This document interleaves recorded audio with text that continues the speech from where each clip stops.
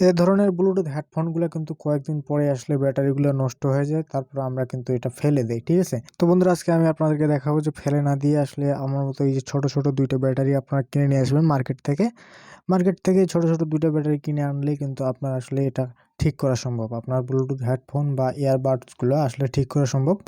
ব্যাটারিগুলো change করে দিলেই আসলে এটা ঠিক হয়ে যায়, ঠিক আছে। তো আজকে আমি আপনাদেরকে দেখাবো যে আমাদের যে ব্লুটুথ হেডফোনটা রয়েছে এটা আমরা সুন্দর করে আজকে ব্যাটারি চেঞ্জ করে দেবো। ব্যাটারি চেঞ্জ করার পর আমরা আপনাদেরকে দেখাবো যে আসলে এটা চালু হচ্ছে কি না, এবং ব্যাটারিটা আপনারা কীভাবে চেঞ্জ করবেন, আসলে কত ভোল্ট এটাতে ইনপুট হয় সেটা আপনারা বুঝতে পারবেন, আসলে কত ভোল্ট লাগে, ঠিক আছে।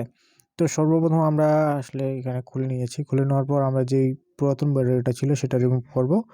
রিমুভ করার পর আমরা আসলে এখন সোল্ডারিং করব। সোল্ডারিং করে আপনারা দেখতে পাবেন যে আমরা কীভাবে সোল্ডারিং করতেছি।